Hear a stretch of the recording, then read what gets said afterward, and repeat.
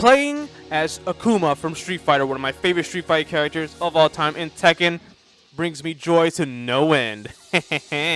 But one does wonder, what would a Tekken cross Street Fighter look like? And one probably could assume that Tekken 7 is the closest thing we'll ever get to that very idea of this game at the moment. Apparently, Tekken Cross Street Fighter is still in a development and put on the back burner because there's no real reason to validate bringing it nowadays. Though an understandable sentiment, one does wonder a little something about a possible Tekken Cross Street Fighter. Would the Street Fighter characters be handled the same way as they would be in Tekken 7? And in fact, when you think about that little thing, some characters and some things that they could do could be very well broken in a regular Tekken 7 setting. This is my top 5 Street Fighter characters that could be broken in Tekken 7, and we can also assume could be broken in a Tekken Cross Street Fighter if handled even similarly to Tekken 7. So this is my top 5, and every choice here could be switched out with one another. So let's start with number 5, and this one may surprise you.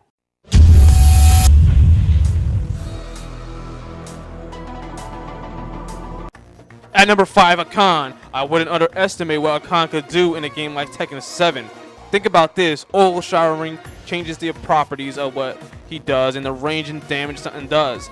That in a game like Tekken could be a very huge deal, and it could help Hakan become one of the most broken characters in that game if he could be in it. Now, think about Oil Rocket, how it can launch an opponent up, and how that would transfer over to Tekken. Probably can lead out to some timeout situations. And Oil Drive. Now, Oil Drive already on a, just thinking about it, on a wall stage would be damaging enough, but on an infinite stage could lead the player to some pretty great advantages. Definitely a contender to be broken for sure.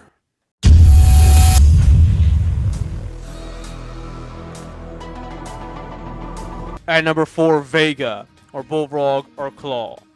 Now, with Vega, initially, when I thought of Vega, I thought, okay, yeah, he could fit. He could be a poke-heavy character, no problem. I don't really see anything until you get to moves like Kasuna Drop and Barcelona Flying Attack. You can't take away those moves from Vega, or else he won't be fucking Vega. So what's the problem with them being in Tekken? Tekken has walls, and sometimes doesn't have walls on infinite stages. Like a Khan, who's reliant on some wall-like moves, or needs a wall of some time to end a move, Vega relies 100% on the damn wall. So if there's no freaking wall, how can it be playable? That means you have to do invisible walls, and that can cause a problem in the gameplay. There you go.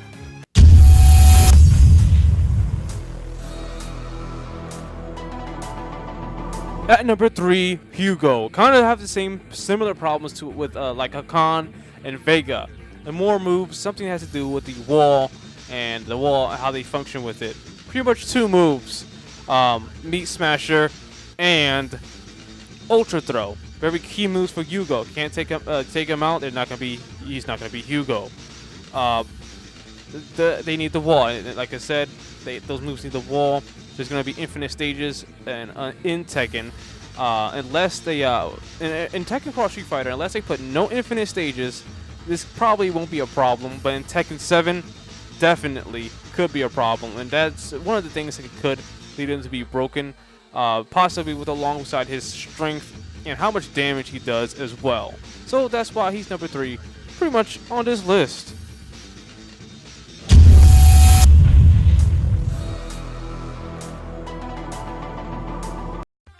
At number 2, Dhalsim. Now, yes, Dhalsim. Why would I put him at number 2? His long range. I mean, I think anybody could really tell, like, when you think about putting Dhalsim in Tekken, you could tell that there's going to be a few things that he has a huge advantage in. Not so much his speed, but range. Now, you're probably saying, well, if he does a low kick, just parry his ass. True. But that's going to be one weird-ass low parry. You know what I'm saying? Stuff like that. And even if you do a Yoga Flame, you sidestep the Yoga Flame, and he teleports, which, you know, is he going to try to teleport in front of you? Like, you got to think about stuff like that. Stuff like that. The functionality of him is what could make him really broken.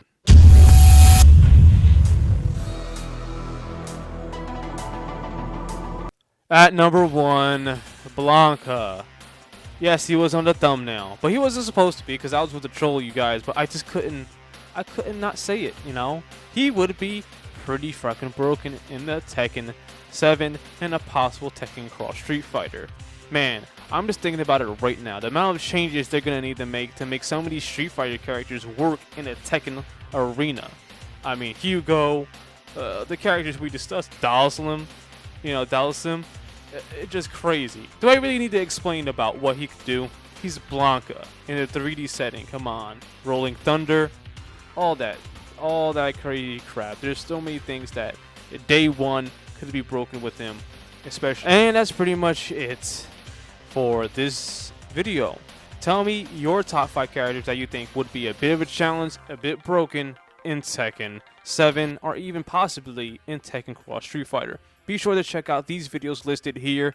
There's more stuff coming to the channel, always. My name is Shintone, and until the next confirmation, I will be seeing you. I will. Peace.